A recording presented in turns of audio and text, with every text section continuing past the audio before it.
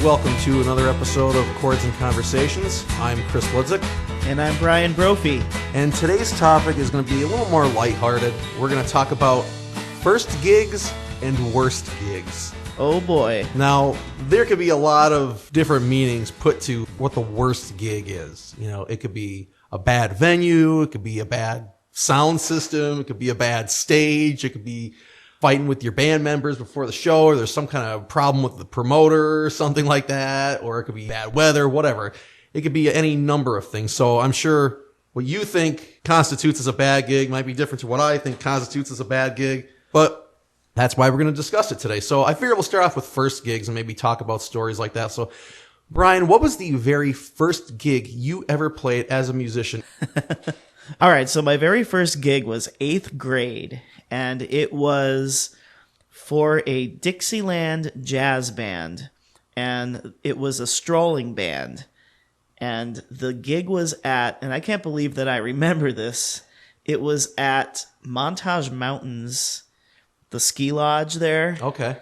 So I was hired as a drummer, and we would stroll around, and there was some kind of an event going on there. I had like this snare drum with a harness on it, and we would walk around the place and, you know, do the regular Dixieland jazz band kind of thing that you would expect to see. And since I was the kid in the band, the leader of the band used to like to take the snare drum off the harness, and when I was doing a drum solo, he would like move the drum all over the place, like put it over his head and like down it, you know, and it was very, people thought it was cool, but I kind of thought it was humiliating, to be honest with you.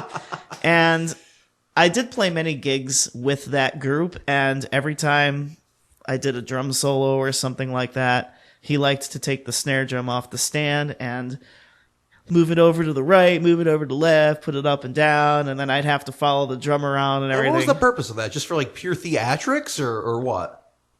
Yeah, I guess. I mean, I don't really know what to call that, but all I remember was at the end of the gig, he handed me $50, and I was like, oh my God, like, you can move the drum around all you want for if you're going to give me $50. Yeah. I mean, you can humiliate me all you want for $50. I mean, I was an 8th grader. That's when you realize everyone has a price. Yeah, exactly. Okay, so that was your first gig. What was your worst gig? And what was it with? Was it with a band? Was it solo? Because you've had a lot of different experience. I mean, obviously you played in the marching band. You played in, you know, like you said, you played in that Dixieland strolling band. You played in cover bands. There's a lot of worst gigs that you could potentially have with each of those. But I mean, is there one that really just stands out as like paramount? Like, this was the absolute worst experience I've ever had performing as a live musician in my life. So I was with a cover band, and we were playing out, I think it was in Harrisburg.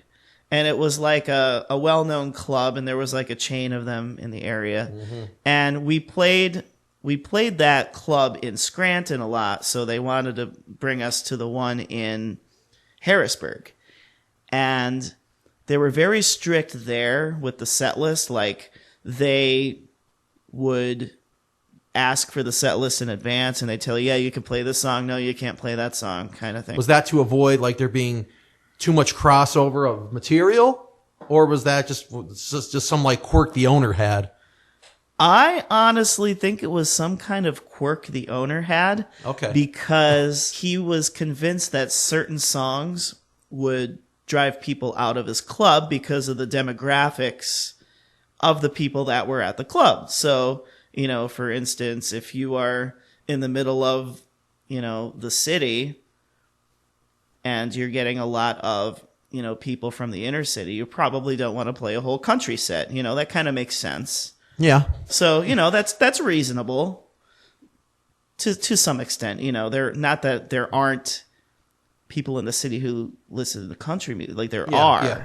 So I kind of understand that to a certain extent. So we were playing, and we were just rocking out, and everybody was having a good time. The place was packed. People were jumping, they were dancing. Like, it was an awesome gig. Like, I was having like the time of my life at this place. And the owner, I can't remember if the owner did it or the owner had the sound guy do it, and I'm trying to remember if they actually cut the sound on us or not. But I remember distinctively the owner coming over and like yelling at us, telling us that no one wants to hear Tom Petty. We were playing Mary Jane's Last Dance, I believe. By the way, folks, that's not true. If you play at a bar, everybody wants to hear Tom Petty, typically, at least in my experience. Yeah, well, I guess in the middle of Harrisburg, that's a problem. But everybody was dancing to it. There were even people there just by the looks of them. If you would assume that they didn't like Tom Petty, but they were singing their hearts out to Mary Jane's Last Dance. The guy wouldn't even let us finish the song. And he started like yelling at us and everything, and nobody wants to hear Tom Petty. And then there were lots of bad words that we can't say on the podcast. Yeah. But like at one point, he said like, I don't care if you're playing your guitar behind your blanket head. Nobody cares, but everybody was loving it. So this guy just had an issue with us. That's and weird. He wouldn't let us finish the gig. He sent us home early. And we drove all the way to Harrisburg for that. Wow. That's insane. It was a good time. That was what you consider like the worst gig you ever played because you just got shut down. Yeah. Yeah, that is pretty crazy. Okay, so that was your first gig and your worst gig. So I'll give you mine. First band I was in was called the Pheromones. And you want to talk about too good to be true, this pretty much sums it up. So we're from northeastern Pennsylvania. We're from an area called Scranton-Wilkes-Barre area. And there's another area that's down a little southeast from us called the Lehigh Valley. And there's a big club in the Lehigh Valley, Croc Rock it was called. National bands would come and play there when they were on their way up or on their way down. And a lot of like local and regional acts would come when they were on their way up. So the drummer in my first band, who I mentioned on our first podcast, a guy named Joe Myers, came into our practice space one day and said, guys, I got us a gig. I was talking to the guys in the other band that we share the practice space with. And, we were talking about getting a gig together and we're going to get a gig together. And we're like, oh, cool. Where is it at? And he goes, oh, it's going to be at the Croc Rock in Allentown. And I was thinking, granted, I'm so wet behind the ears at this point as a musician and as a person in general that, okay, I don't know anything about the music business, but I know that the Croc Rock is a pretty big venue around here. And there's no way a band that hasn't even played their first show yet is getting a gig there. It's not happening.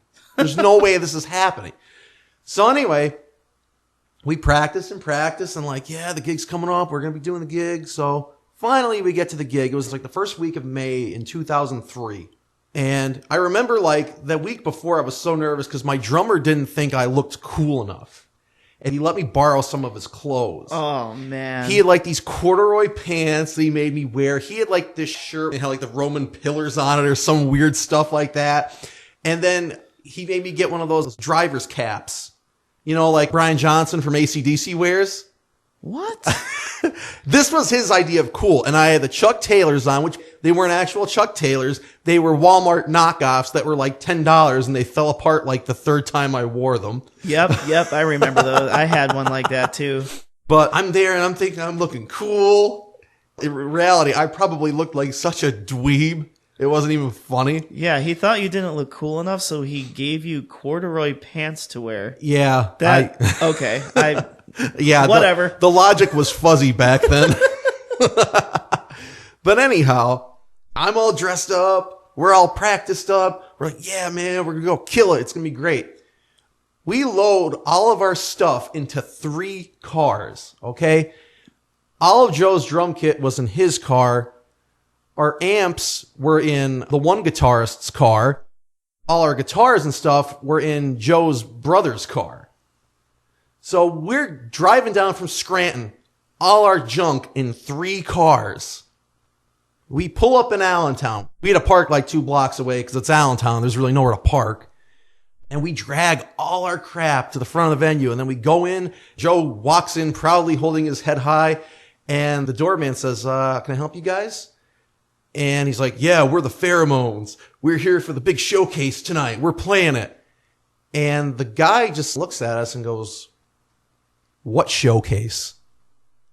Oh, no. Joe's like, yeah, the showcase, there's like a bunch of bands. And now, let's rewind it a little bit. Joe never said like what the name of this showcase was. He didn't know any of the other bands on it. This was a conversation that he had with another band that was in our practice space. So this was a gig that we pretty much knew nothing about, but Joe, for whatever reason, knew the date and the time. And I was like, okay. So we get there. Like I said, we roll up. The guy says, what gig? What showcase? So he's like, hold on, guys. Let me go check something out here. So he goes and talks to somebody else, presumably somebody running the place or whatever. And we couldn't hear the conversation. Like, how people talk and they're like a little further away from you. They're just like just out of earshot. Yeah. That's kind of what this was. And we just see the guy kind of go like, oh, shrug his shoulders. Oh, boy. And then the guy comes over and he goes, and I kind of got the impression that the guy was BSing us about what he was about to tell us, but I'll explain that in a little bit. He said, well, it appears that, it was double booked tonight and, something else got booked. But he's like, if you guys want, he's like, we'll let you play in the boom room. Now, the boom room was some kind of like lounge they had in like the back of the place. It was like by the emergency exit. It was like down a long black hallway. Like it wasn't even lit. And it was just like a little room with like a cheap pleather couch and like 2 or 3 stage lights. And there was a bathroom off to the side. And in the back was the emergency exit. That was the boom room. And so we went outside and we kind of had a huddle and we talked and said, well, what do you want to do?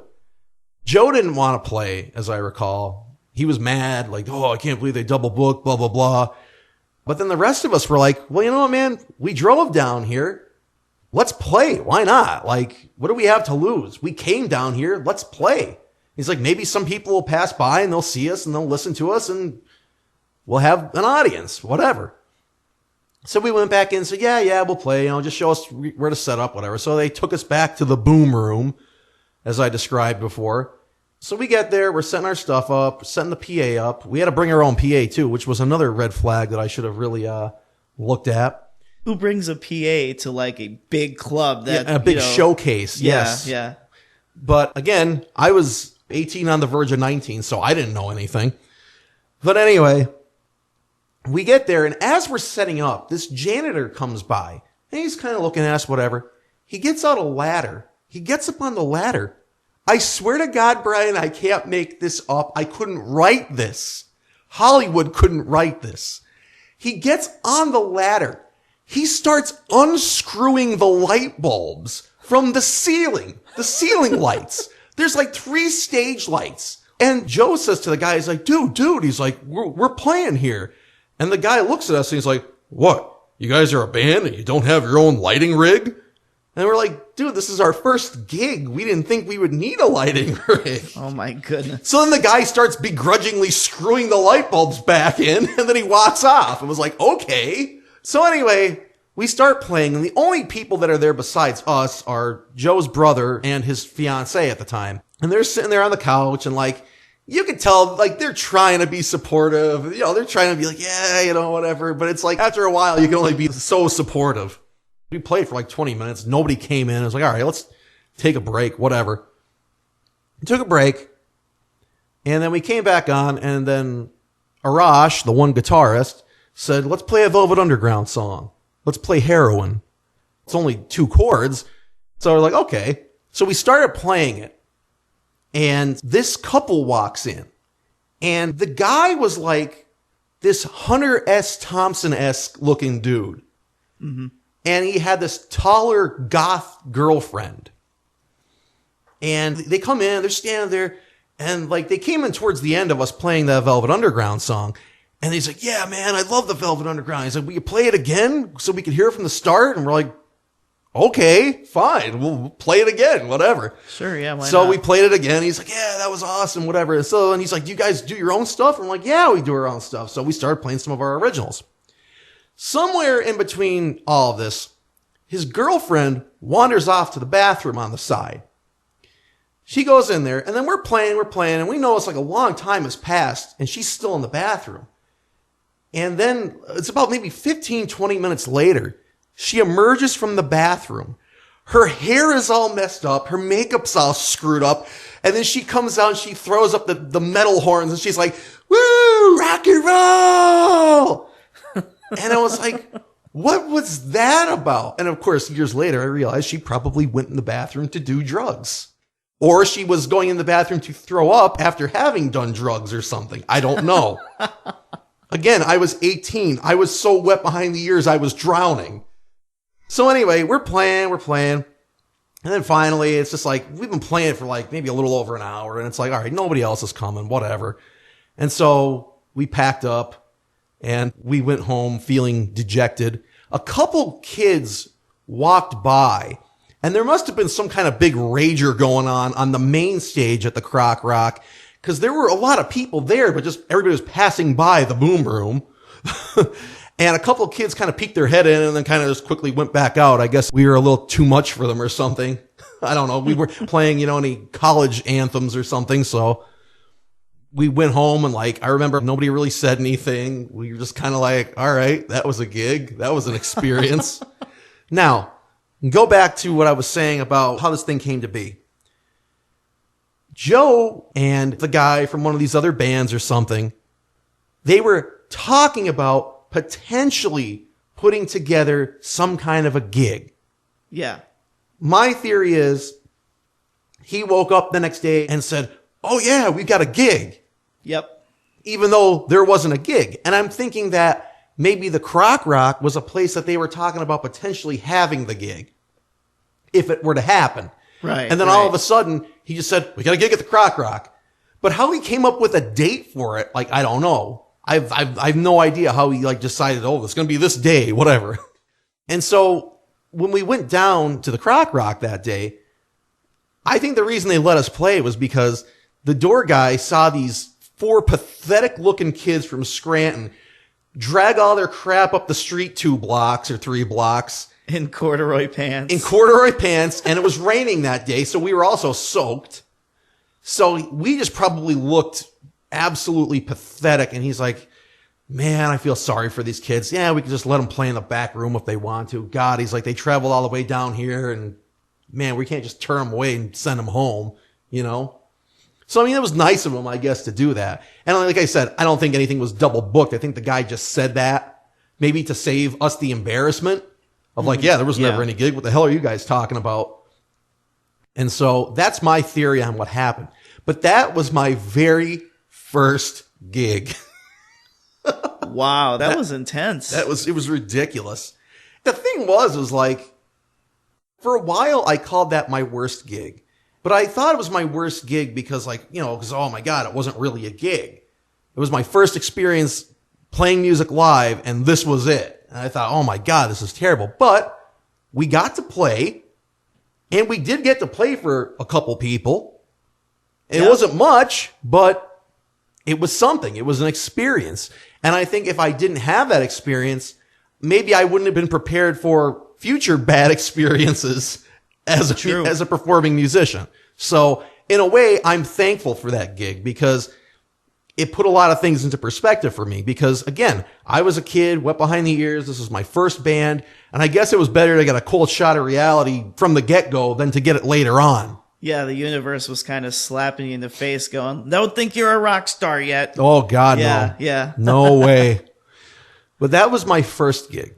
Now, my worst gig, I would say, this wasn't a bad gig, but the circumstances were just really weird surrounding it. So, do you know what the Christy Mathewson days are? Yes. Okay. So, Christy Mathewson was a baseball player, and he was in the first class of the Baseball Hall of Fame, and he grew up in this town called Factoryville, Pennsylvania. And so every year they have a festival in his honor. And I had been wanting to get on this festival for years, and finally, one year, they said, yeah, we'll let you do it. So I was like, cool. And so they said, well, one thing about doing it is, you have to do some press for it. And I said, well, whatever, great. If I could be on TV, if I could be in the paper and get my name out there, I'll do it. Great. Fantastic. I was called by the local newspaper and they got quotes from me, and they didn't even use half the quotes. They just kind of made up their own thing. That's typical. Yeah. then I got to be on TV for it. And then this is kind of when I started kind of sensing things were weird, because the lady who was in charge of the festival said to me, well, you're going to go on and you're just going to talk about the festival. I was like, well, yeah, okay, but I'm going to play some songs too. She's like, yeah, you're going to play some songs. But she's like, we're there to promote the festival. You're not there to promote yourself. And I was like, well, I'm kind of promoting myself because I'm on TV and I'm going to be playing my songs, and I'm going to be playing at the festival, playing my songs. Right. Well, she's like, well, we're keeping it strictly about the festival. And I was like, okay. So I had been prompted prior to this, like, don't talk about your own stuff. I'm like, okay. So then I'm on the TV show on local cable access. And the first question the lady asks me is, so Chris, how did you get into music? And she starts asking me, well, how did you become a songwriter? And I'm like, well, I'm trying to like answer it, but not answer it. And it was like the weirdest thing. And so I got through that and I was like, all right. So then I go to the gig. I was scheduled to be the closing act and I was playing at 7:30. I was like, all right, cool, whatever. 7:30, there should be a lot of people there, right? It'll be great. So the way that their fairgrounds were set up is like there's a parking lot in the front, and where I was playing was all the way the hell in the back. Mm-hmm. And it was like up hills, like there were stairways I had to go up. I'm dragging my PA, blah, blah, blah, whatever. I get to the pavilion where I'm supposed to play, the local school up there. I guess a bunch of kids from there were playing like a little musical set or whatever. And they had a PA system and they had mics. I was like, well, they told me I had to bring my own PA. Okay. I was like, well, whatever. If there's a PA here, I'll just use this one. I don't have to set up mine. I could get right on at 7:30 when they're done and I could just do whatever. So I go up to one of the kids after they're done playing, and they went on for longer than they should have. They went on till like maybe 7:28 or something like that. Mm-hmm. But I'm like, whatever, because they were supposed to be done at like 7:15, and they went on longer. And I said to one of the kids, I was like, oh, hey, would it be cool if I just use this PA system? Like, and they're like, oh no, this is our PA system. We got to take this down. I'm like, okay, like whatever. So I had to wait for them to tear down their PA system, and then I had to put mine up. By the time that was all done, it's almost 7:50. And I was only supposed to be playing till like dusk, and dusk around that time was maybe like around 8:45 or something like that. So I get on. There were like maybe 2 or 3 people that kind of hung around, and then everybody else left. And again, because I'm all the way in the back, nobody came. My good friend Kyle and his friend Ron came to see me, and they were the only 2 that were there. And man, I was just like, wow, man, like I feel like I was set up to fail from that whole thing. But now here was the thing. Before I even did the gig, I go to the festival, and the lady who was in charge, I met up with her and just said, hey, just want to check in with you, let you know I'm here, and where do I set up, whatever. And she hands me the money for the gig. And I was like, oh, well, do you want to wait till after I play? She's like, no, it's fine. I could have like walked away. And here's the sad thing. Nobody would have known because nobody watched me. Right. I could have walked away. I could have took that money and said, thank you, and left. Because she didn't even come back. I even asked her at the end, because she wasn't back by the pavilion where I was playing. And I spotted her when I was starting to carry my stuff out. And I said, oh, how was my performance? Did I do well? She's like, oh, you were great. And I'm like, wow. And so it was a bad gig in that I couldn't promote myself. And here was the thing. I had an album coming out at that time. My second album was coming out. And so I was like, well, this is great. My second album's coming out. I'm going to be on TV. I'm going to be in the newspaper. I can really promote this and hype this up. It'll be great. Mm-hmm. I wasn't allowed to talk about it. Then I get to the gig, and like, here was the thing. I think that everyone thought that big showcase with the kids from that school was like the main musical thing of the night. Right. And so then after they were done, everybody just pieced out. True. I was advertised on TV. I was advertised in the papers. I was in the brochure for the weekend for the events. It wasn't like they didn't say I was going to be there. Everybody just left. So, and I almost felt dirty taking that money because it was like, God, I took this money and I didn't play for anybody. And like, but then in a way I felt justified because it's like, well, I'm going to put this money towards getting CDs manufactured of my new album. And that's that. So I guess that was a bad gig. But again, it wasn't bad because I played bad or anything. It was just bad because it was just a really messy situation. It was a weird situation. I remember you were telling me a story about one time you played the Steamtown Original Music Showcase and you had a heckler. Do you remember that? Yes, I do. Tell us that story. It was at Whistles, and I was, really excited to play the Steamtown Original Music Showcase. It was really cool to get out and do that. And I don't know, when I walked in, I just had this feeling. And I was like, all right, I don't think anybody's here for the showcase. Like, it was just people, hanging out, watching the games or whatever. So, I set my stuff up and I start playing. I would say, okay, here's a song I wrote. And yeah, I'd have this person was just like, oh, another original. Can't you play something we all know? Stuff like that. I don't know. It was very humiliating. And I remember the only people that came were really my parents. Whatever happened to the guy? Did after your set, did he just leave? Yeah, he was gone. Can you believe that there's people that literally just exist to just dump on you and then with no reason other than just to do it? That's crazy, man. Yeah, you get hecklers a lot as a solo musician. When you're by yourself at a place and people have too much to drink or whatever. Yeah. Because I was playing at a local place a year ago, actually. And this guy just had too much to drink and he was sitting by the fire pit. And he would yell out these ridiculous songs that wouldn't work acoustically. So then I'd say, all right, well, here's something similar for you, right? And he'd be like, all right, I guess I could vibe with this one. Yeah, I could vibe with that. And then he would get all pissed off again because I didn't play his other request or whatever. And he did this for an hour. And it was just come on, man. Just let me play my songs. Yeah, it's ridiculous. And the thing is, every time I played a song, he was like, all right, I could vibe with this. Yeah, cool. But then, he would be yelling these songs out to me and then be all mad that I didn't play them. There was another gig where I was playing Foo Fighters. I was playing My Hero. And you know how before the second verse it stops and then there's that little and then it kicks back in? Yeah. Well, for some reason, I don't know, I botched that little thing before I came back in, even though I've played it a million times. And some guy just rudely yells out, "Ha, you F that one up." Wow. It's get up here and you play it then, man. True. Come on. I just can't see paying to go to a gig or a comedy show or anything like that, any kind of performance, and paying that much money, traveling, getting a babysitter, whatever you got to do to go, and then you get there and all you do is just berate people. I've never understood that.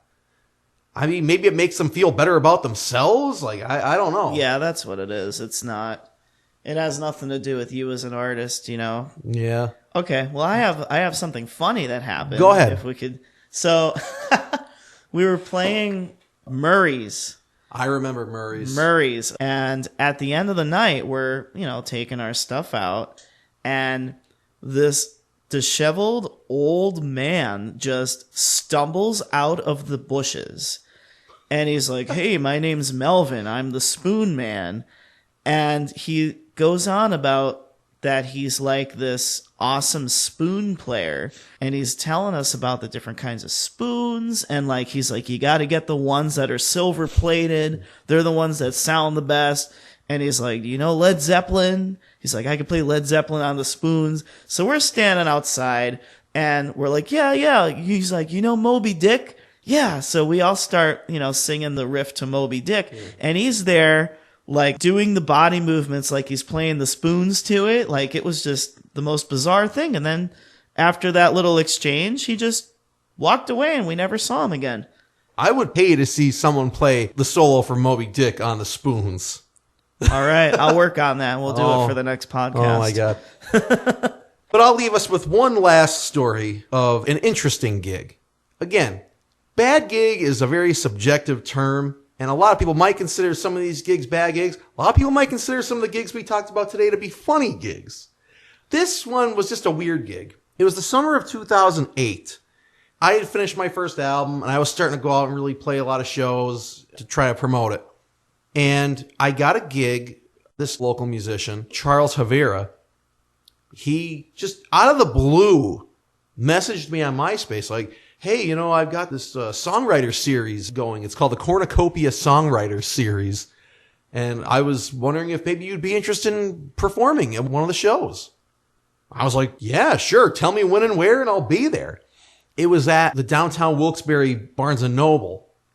So it was basically like this kind of like coffee shop tour. Like him and a bunch of other local musicians were playing like the local coffee shops and like smaller venues. And they were playing like Barnes & Nobles and stuff like that. And so I was like, all right, whatever, I'm an acoustic act. I could do this, whatever. Now here's the thing about me as far as my acoustic stuff goes. My songs are pretty heavy, even the acoustic ones. I don't really tone them down for like when I'm playing them acoustic. If I have like a rock song, like the song on my first album, Live, the first song on that album, it's a heavy rock song. So when I play it on acoustic guitar, I don't play it soft. It's not a soft song. So why would I play it soft? Now, I'm thinking to myself, well, this guy asked me to perform. I'm assuming he's familiar with my material. He found me on MySpace. Right. I had my music in my music player on my music MySpace. So I'm assuming that he wouldn't have just messaged me blind without listening to my stuff. He would have listened to it first and saw, well, okay, will this guy work for us or not? So the first guy that played, his name was Terry Childers. And he was kind of really soft-spoken, folky kind of stuff. Mm-hmm. And Charles Havera was basically like the MC of this series. So he would start up, he would play a song or two, then he'd hand it over to the first performer. They'd play, and then after they played, he'd play another song or two, and then the second performer would play. So after Terry Childers was done, Charles went on, he played a couple songs. He was like, okay, so now we've got coming up next Chris Hludzik. And, a smattering of applause, polite golf claps, because it's a library, basically. Right. Barnes & Noble. And so I get on there, and I just start, playing my songs. And I'm watching everyone's faces, and everyone's like, mouth agape. Yeah. Because they're like, oh my God, this is gentle singer-songwriter stuff like I was expecting. Because Charles was kind of like a softer singer-songwriter. After I played the songs, it was like everybody was almost kind of like stunned. Yeah. And like I would get like a little bit of applause, like I don't know what they were expecting. It was like, I'm playing acoustic. I'm not playing death metal. I'm just playing rock and roll. I'm just playing it on an acoustic guitar. Right. But I think what shocked people was not so much the guitar, but my voice. Because they just got done listening to these two really kind of soft-spoken, really melodious guys. And then here I come on singing, Live or Be Dead. And everyone's like, whoa, what is this? I'm literally halfway through my set. I'm about to launch into another song. Charles Havera just jumps up out from like his seat in the front row, and he grabs the mic. He's like, "Okay, hey, Chris Hludzik, everybody, yeah!" And he starts clapping. Everybody starts clapping, and I was like, "I had a couple of songs." He's like, "Oh no, you're done." And I was like, "Okay." Wow. But another funny thing to tie in with your story about the Spoon Man, there is a similarly disheveled-looking gentleman that wandered in from the square in Wilkes-Barre, and he sat in the front, kind of off to the side. And he was jamming out to me. Yeah. But like everybody else was like horrified. And so like I just remember like walking away from that gig. Our good friend Adam was with me. And I said, I guess I was too hard for Barnes & Noble. Yeah. But with that, I think that's a good place to end this one. So we discussed first gigs and worst gigs and some interesting gigs too along the way. But that's the kind of stuff you'll get with our podcast, Chords and Conversations. Thank you for listening. I'm Chris Hludzik. And I'm Bryan Brophy. And we'll talk to you again soon. The Chords and Conversations podcast was conceived and produced by Bryan Brophy and Chris Hludzik and engineered, edited, mixed, and mastered by Chris Hludzik. The Chords and Conversations podcast theme song is an instrumental version of The Powers That Be by The Latter Day from their 2006 album As We Speak, and was written by Chris Hludzik, produced and performed by Bryan Brophy and Chris Hludzik, and engineered, mixed, edited, and mastered by Chris Hludzik. All rights to this podcast and its content reserved by Bryan Brophy and Chris Hludzik.